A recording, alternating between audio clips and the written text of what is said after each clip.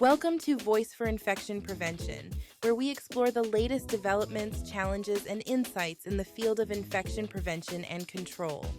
With a passion for promoting patient safety and healthcare excellence, we're excited to bring you engaging discussions with experts, leaders, and innovators in the field. So whether you're a seasoned professional or just beginning your journey in infection prevention, welcome to the conversation. This is Voice for Infection Prevention. Welcome back to Voice for Infection Prevention. Today I'm joined by Jessica Swain, whose career journey is a great example of how diverse backgrounds can bring unique strengths to infection prevention. Jessica started in laboratory science, working in anatomic pathology, microbiology, and research before making the leap into infection prevention.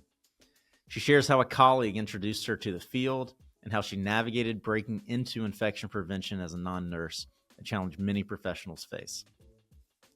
In this conversation, we discuss her transition into system-wide infection prevention leadership, her insights on hiring and mentoring new infection preventionists, and the importance of certification, education, and professional development. She also shares her work with APIC and the AGIC Science into Practice podcast, encouraging infection preventionists to stay engaged with the field. If you're interested in career growth, mentorship, and the evolving role of infection prevention, this is an episode you won't want to miss. Let's get started. This episode is sponsored by Clutch Recruitment, the leading recruiting firm in the country, recruiting exclusively within infection prevention and control. All right.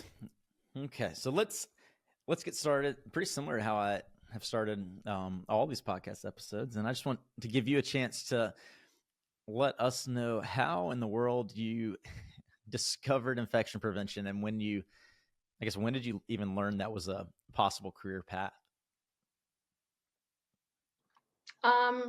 Well, I actually began my career in healthcare in the laboratory. I spent probably about 10 years there, and one of my colleagues actually became an infection preventionist within the same hospital. And I had no idea what an infection preventionist was or what their work was. But after she had spent about a year in infection prevention, she sort of helped me understand more about what they did. And then I became intrigued and was looking for new opportunities to explore other areas of the hospital. And that's when it just so happened that an opening for an infection preventionist became available. And so I applied and started working as an infection preventionist. Okay. And then to take one step back, what did you graduate with? And what was your educational background? I know you went into the lab, but what did that look like out of school?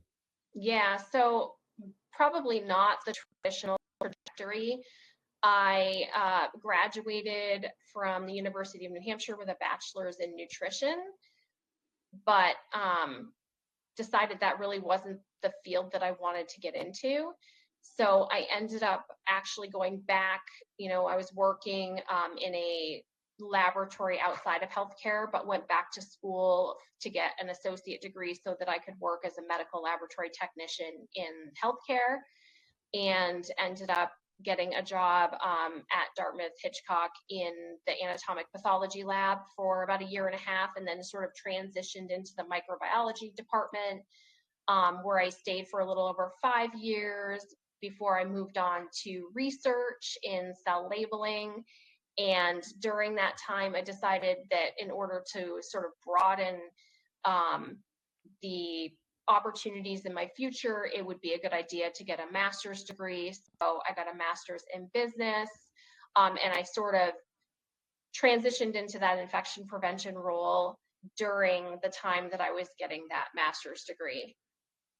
Okay. Very interesting. Yeah, this is a unique path. So I want to dive in just a little bit there. So obviously your colleague took the position, so you kind of had a path line laid out for you. But was there something in particular that interested you about infection prevention, or I don't know, I guess what cued your interest, or was it purely I want to do something different, this worked for somebody else? What was your line of thought there? Well, I think, I was thinking about this earlier actually, and, a laboratory person, typically you're helping with a diagnosis of some sort of illness, or, you're, I guess you could say you're doing some preventative diagnoses, but you're kind of on like the back end of what's happening with the patient versus being upstream of an event or illness. So I think in part that intrigued me was, how can I kind of move over to that other side of the hospital, and work more closely with the providers and the nurses. But also, I think just hearing about all of the different types of people throughout the facility that my colleague was working with, I think that was also a draw because there were so many different things within infection prevention that you do as part of being an infection preventionist. Yeah. So then, okay. So you went through the application process. You got the job. Now, obviously, somebody had done it before you. Did they have the same educational background as you did? Your colleague that took the job? Similar. She had actually graduated, actually from UNH as well. And I'm sorry, I cannot remember what her degree was in, but she didn't graduate and then go back, although she did get a master's degree. So it was a similar trajectory coming from a bachelor's degree in science program into the lab and then making that transition to infection prevention versus, a lot of our colleagues coming from nursing degrees. Yeah. Yeah. And that's kind of where I was going. So you have two people then that kind of entered into infection prevention that didn't have the clinical background that a lot of folks do. Was that, I mean, I think I know the answer to this, but was that something your health system was very receptive to, or was that something that you kind of had to fight against to get the job, or what was that kind of back and forth?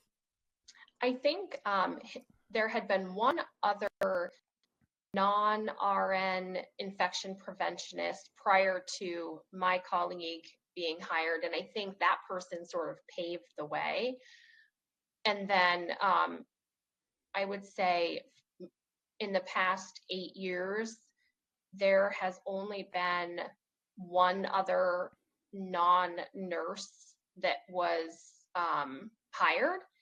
And that's not to say, I think that just has to do more with the applicants. But I think, to your point about how did I become interested in infection prevention and did I really know what it was? I think that's one of the struggles is that it's not a well-known role within healthcare or hasn't been historically. And so I think that it's more common to have nurses come into this role because they're working in a facility that maybe has an infection prevention position available, and maybe they just come into that knowledge because they're working more closely with the people in infection prevention or somebody within the quality department.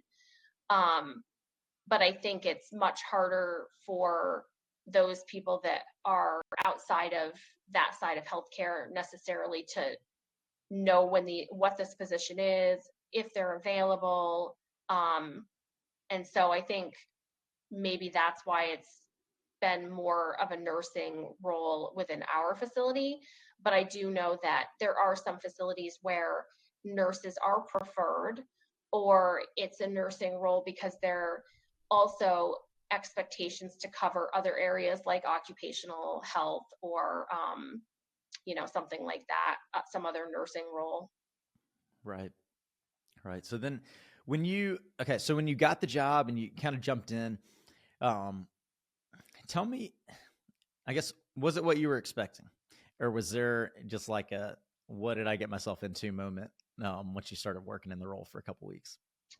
Um, I don't really know what I expected. I think in preparation for taking on the role, I had kind of done a little bit of digging around to see, what is APIC, what are we looking for, what are CLABSIs and CODIs, and so I would say in the beginning, I started out going to some of the meetings that my colleagues went to, just sort of shadowing and doing some of the surveillance. And the surveillance, I think, was really interesting because it's kind of like a little bit of detective work. But then, there was also, I did some shadowing with a critical care nurse on in one of the ICUs. And that, I think, was sort of eye-opening because it wasn't something I had any experience with prior to that. So I think it was fun and exciting and everything was new, which I think can be very overwhelming. I think the most overwhelming things are when there's something that comes up that's sort of an emergency, and then if you're not in the know about how to manage it, you're not necessarily the point person. It's kind of like that anxiety around, I have to learn how to do this so that I can manage this if it comes up when I'm the person who is responsible. But yeah, I would say not knowing much about it, it wasn't necessarily that I didn't know what to expect, but it was all new and exciting. Gotcha. And then what was your first job? I mean, tell me about the overall scope. So how big was the facility? And then how big was your team? Who'd you report to? And what was kind of the educational makeup of that team? So that's actually a really interesting question too. So my first infection prevention role was at Dartmouth-Hitchcock Medical Center, so academic medical center. And at the time that I started, there were 3 other infection preventionists. One of them at that time was coming close to retirement, so sort of transitioning out. And when that person did retire, there were 3 of us for a short period of time, and then we hired another, so we had our 4 again. Since then, the team actually did grow, and there were, they developed a manager position, so we did actually create a ladder so that people had some upward motion. So we created an associate infection prevention role. So you'd have your new, less experienced folks coming in that role, your infection preventionist, a senior infection preventionist, and then your manager. So the team grew. We had an embedded clinical nurse leader, which was very new. I'm not sure of anybody else that has that in the country. In addition to having a process improvement specialist on the team, which was also an amazing thing to have. But yeah, large academic medical center and we were covering everything from the HAI work to working with facilities and all of our outpatient clinics. You can probably cut the end of that. I don't know. That wasn't a great. No, it was good. It was good. So, okay. So you jumped into it. You had a team around you, which sounds like a good little support system there. But clearly, I mean, you had a lot to learn about the job itself, and then just everything there is to know about infection, which is always changing, and there's always something new. But how did you go about learning it? I mean, you had the whole clinical piece that you had to learn, and then, goodness, I mean, it sounds like you were kind of exposed to the role all at once. So how did you go about learning it as quickly as you did? So shadowing with the other infection preventionists. Again, the surveillance, we had a pretty robust IP orientation at the time. And we've updated since, but, we had CDC modules that we would review, and we visited our state health department. We reviewed the NHSN manual.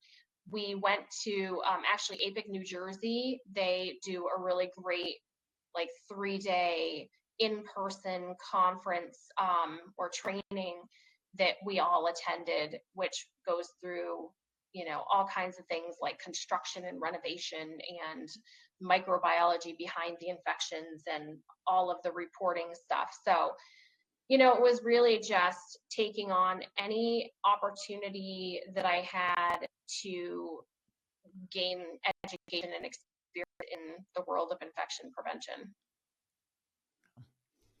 And then how long before you felt like you really kind of had a grasp on what you were doing?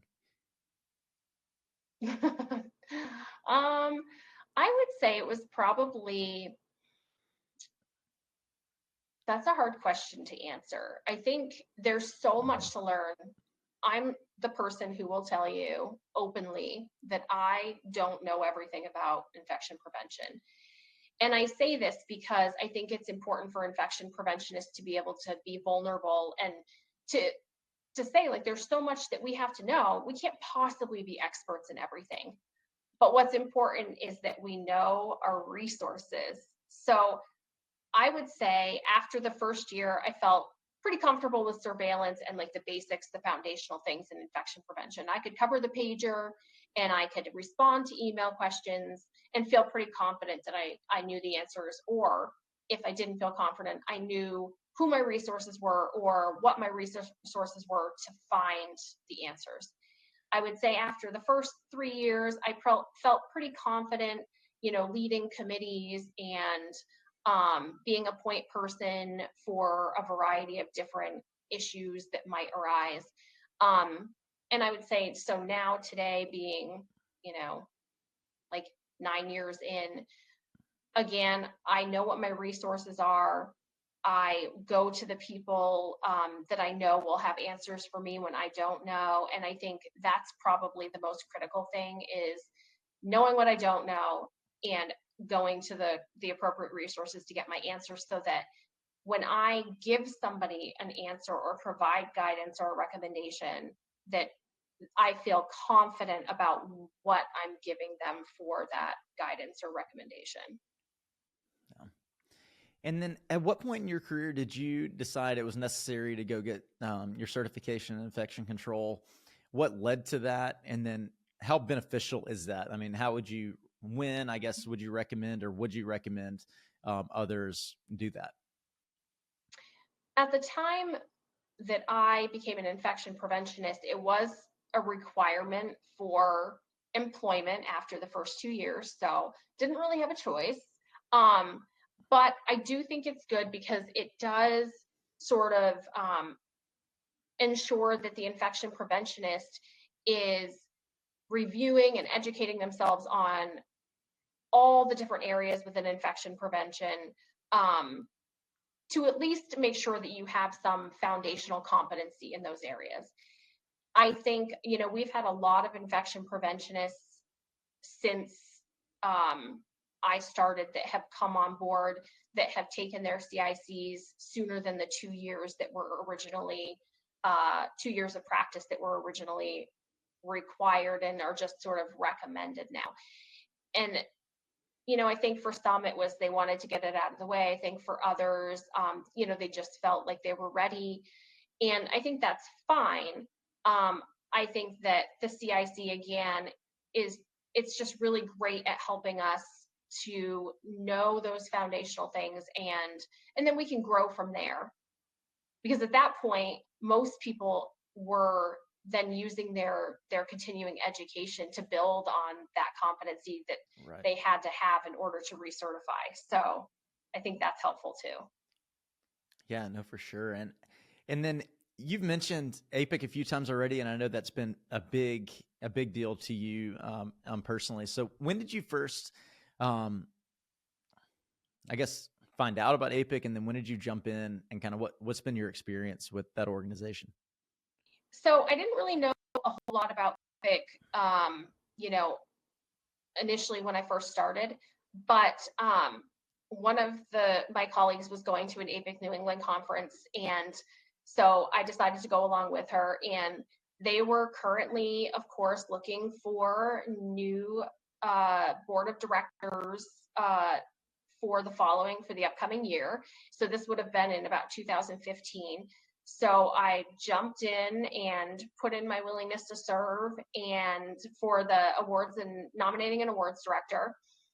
and actually ended up getting that. So that for the following year, I was nominating an awards director-elect with that group of board members and then transitioned. But ever since then, I've been on the board of directors since then, with 1 year that I was just on program committee. So I've been participating with the APIC New England board for years and love it, and have such a great group of infection preventionists that I can reach out to, friends and colleagues. And I think for me, it has helped me not only to grow this network of people that I can reach out to, but also, I always learn something new when I go to the events or when I just have opportunities to chat with these new people. So I can't say enough about how wonderful the experience has been for me. And then in addition, all of the events that they put on that offer, wonderful opportunities to hear from different experts around the country in various aspects of infection prevention. And then as far as APIC National is concerned, I am a participant on the editorial panel for the APIC's magazine, The Prevention Strategist, which has been wonderful because I've met some awesome people through that and I've learned a lot. And I'm actually working on a paper with one of the people that I met through that, which is also a wonderful opportunity. So I think there's just so much you can get out of being part of APIC.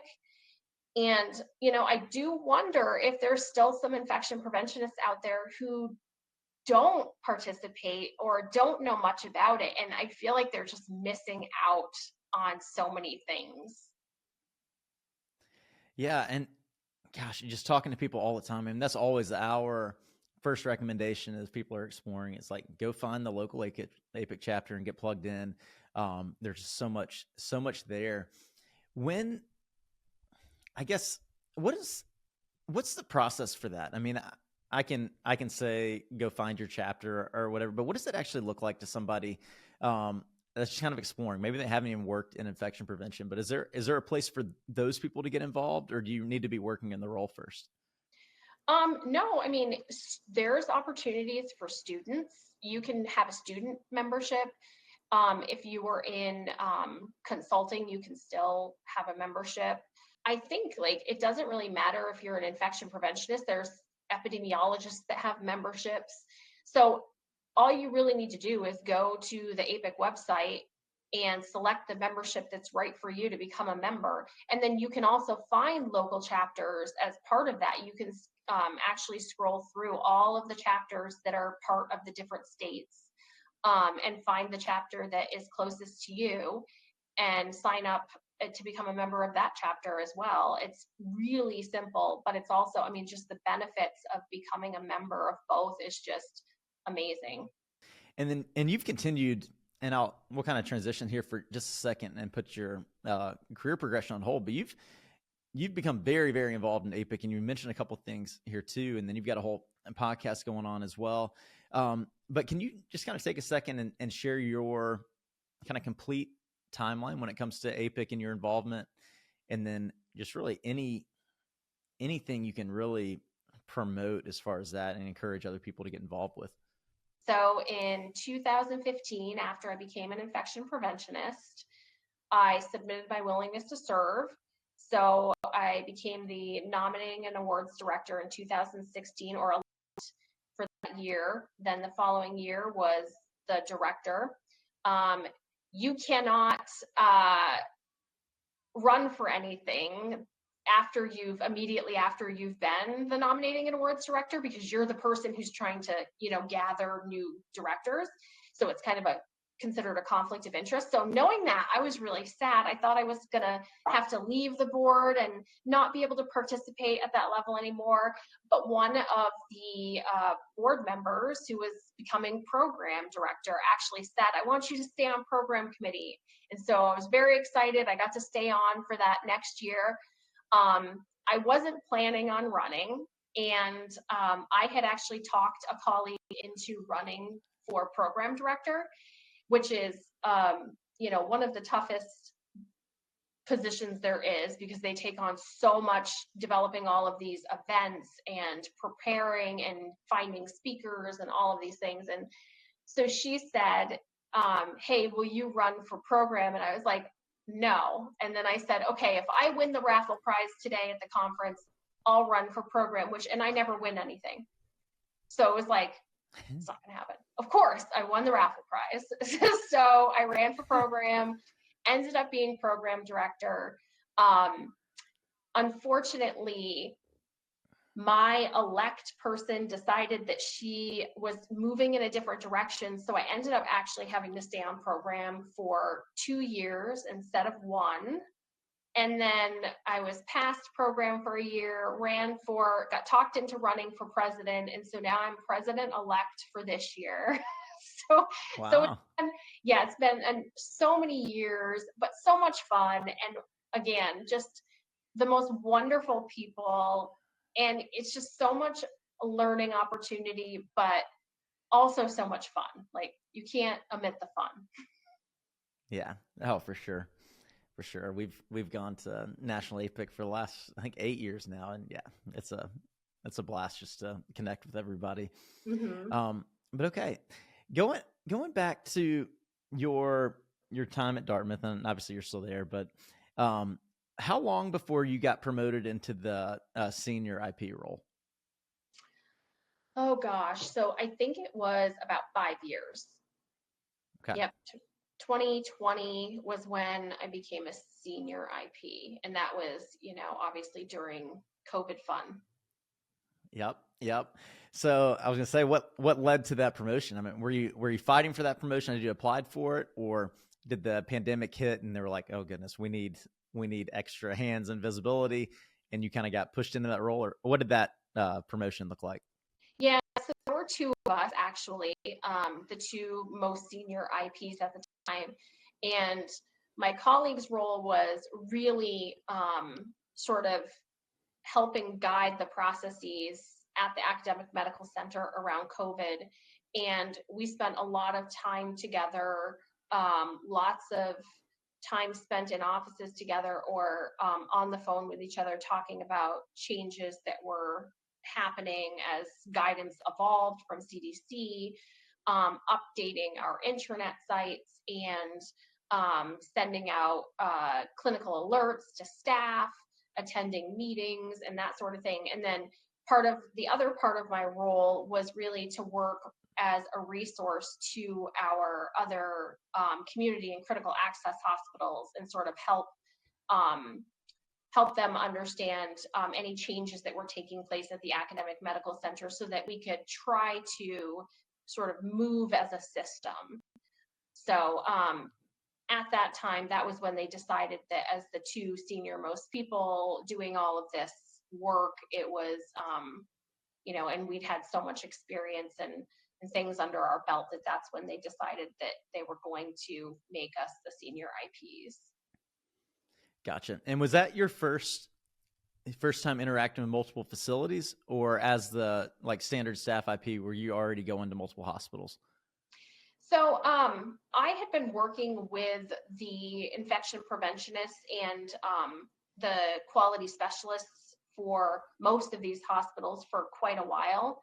Our community group practices, there are several across the state of New Hampshire, with many, many clinics, and they didn't actually have an infection preventionist. They had quality specialists who were kind of put in the position where they had to manage anything infection prevention related. And, not having an infection prevention background, that could really be challenging for them. So I was the person that they would reach out to as their resource whenever something came up that they were uncomfortable with, or, weren't confident on how to manage.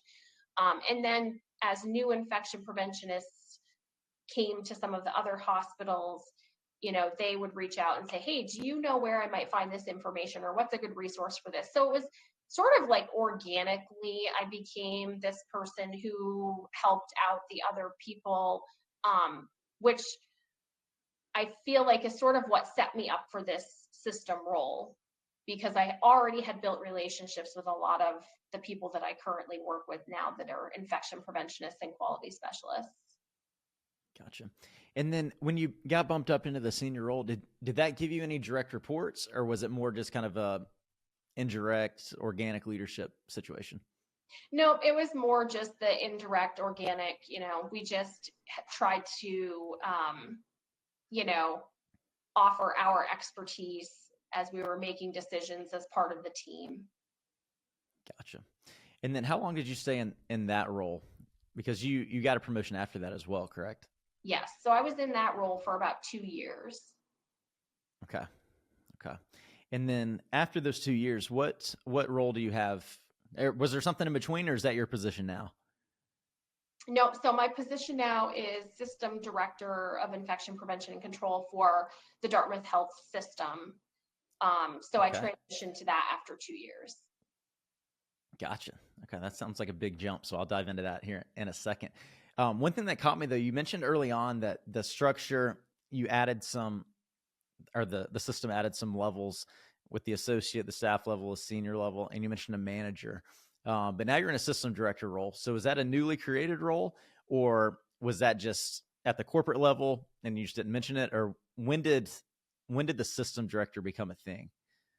Yeah, so that actually was a new role that was created. Okay. And in part because my leader feels very strongly about infection prevention work and, wants to ensure that all of the programs at each of the hospitals that are part of the Dartmouth Health System are all in alignment around best practices, and that we could just ensure that the quality of the care that our patients are getting is the same across the board. So having some oversight over that and helping to bring us all into alignment was really important to her, and having somebody to facilitate that work. Excellent. And then it sounds like that was probably your first true management position. Is that correct? Yeah. Okay. Okay. So tell me about that. How big of a change was that for you? And was that a big learning curve, or did that just come about? Like, was it pretty natural for you, or what have you done to kind of enhance your management skill set? So Dartmouth does have a program they call Leading at DH, and so there are a lot of tools within that program that you go through that help to develop your leadership skills. I would say, we've done some work within our team using I don't know if you've heard of it, but the DISC training, so some of the personality type training. So that's been really helpful. I think it definitely was a big transition, especially since it was a new role and not everybody, including myself, were entirely sure what the expectations for that role were and what the outcomes other than alignment, right? So that's like a pretty big, broad scope of work. We want everybody to come into alignment. I will say that work has been challenging. You have, 6 or 7 hospitals that you're trying to get consensus about different policies and procedures, and the guidance out there isn't always black and white. So I think having, being in a new role and then not fully understanding the expectations or the specific outcomes that are expected was really challenging. But I think after 2 years of being in the role, we've got great partnerships across our team. I feel like there's a lot of psychological safety and there's a lot of comfort in reaching out to one another, a lot more availability of resources, and we've been able to actually move things along quite well. So I'm really proud of the work that the team has done, and I can't take credit for that. I think they're really such a wonderful group that they're the ones that have made this work possible.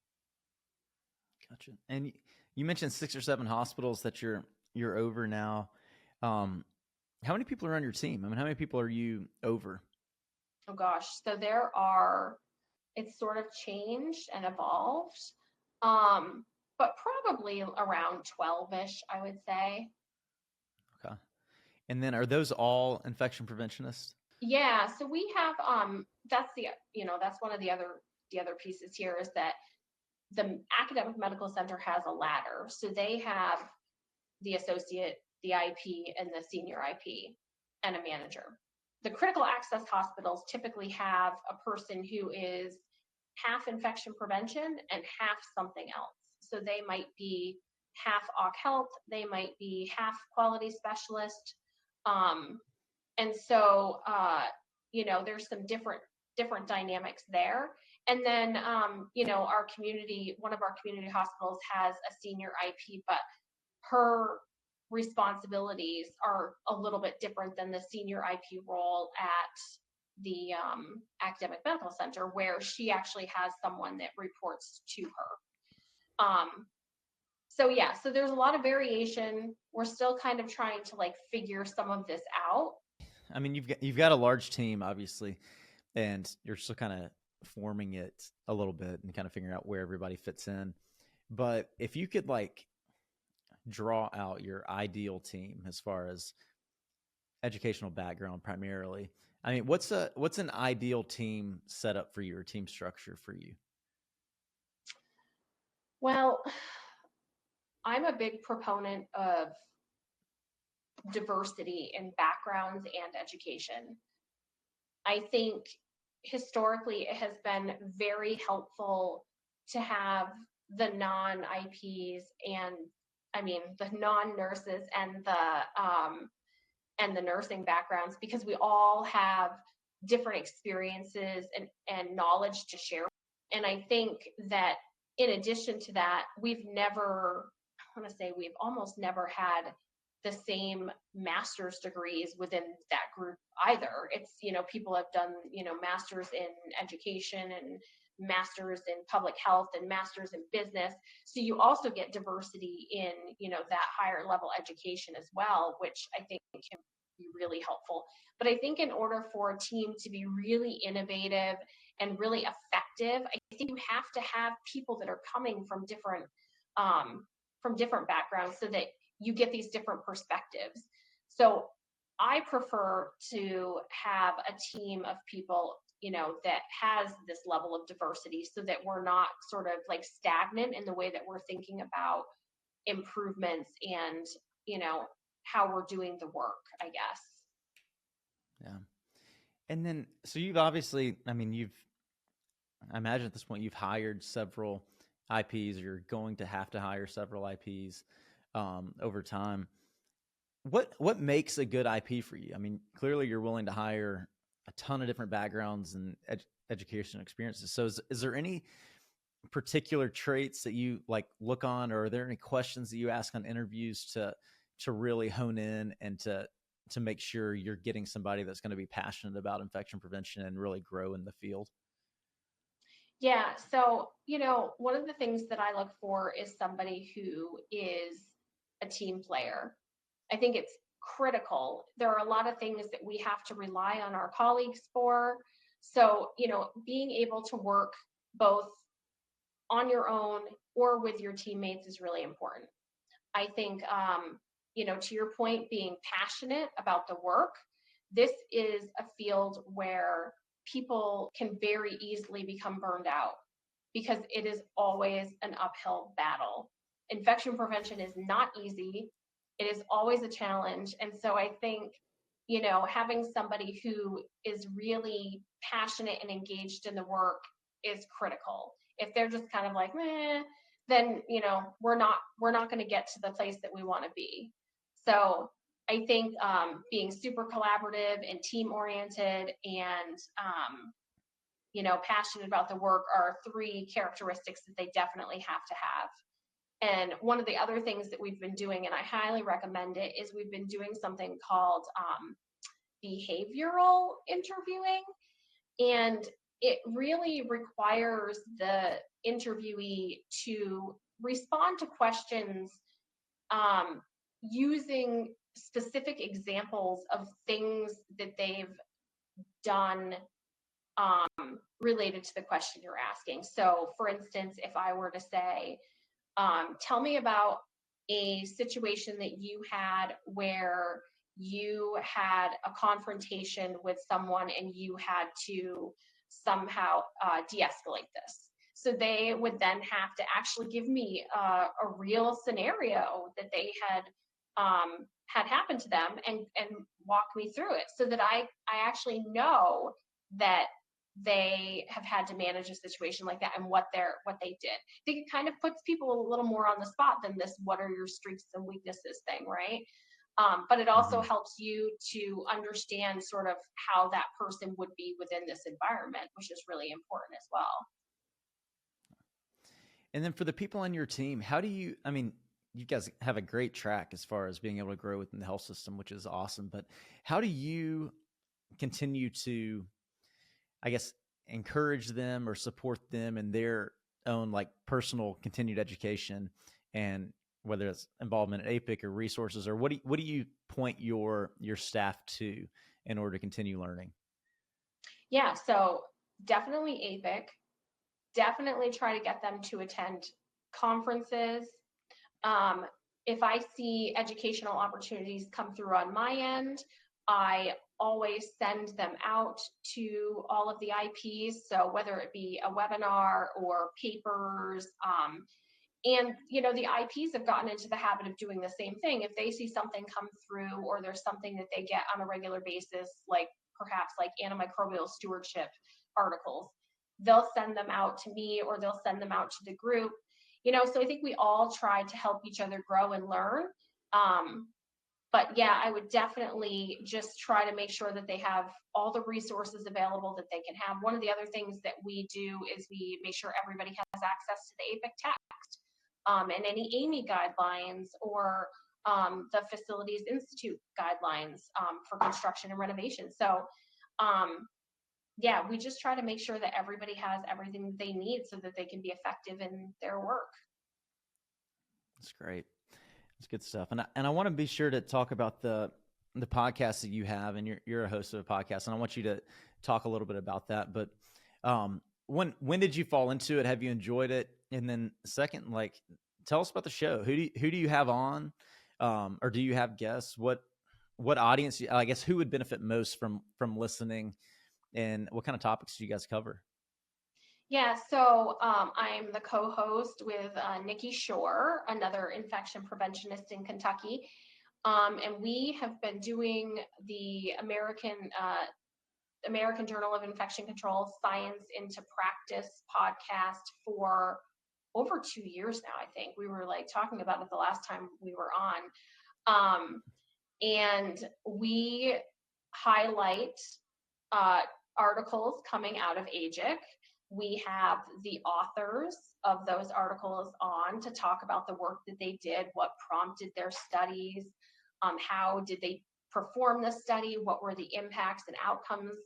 And I think it's actually, I think it would be something that would be great for infection preventionists, epidemiologists, even sometimes depending on the topic, it could be something that could be of interest to providers. Like we've done a lot of talks on, there are a lot of articles around uh, personal protective equipment, antimicrobial stewardship. And so I think depending on the topic, it could be something insightful for the people that are in those locations doing that type of work. Yeah, that's excellent. Yeah, definitely listen to that.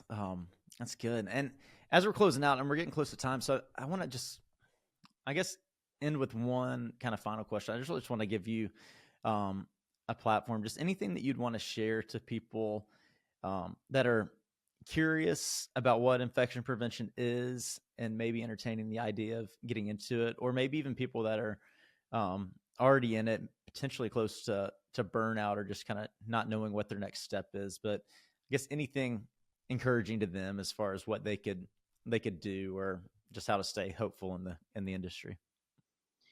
I would say for those people who are curious about being an infection preventionist, I would say that one of my favorite things about being an infection preventionist is that you get to work with almost everybody in your healthcare facility.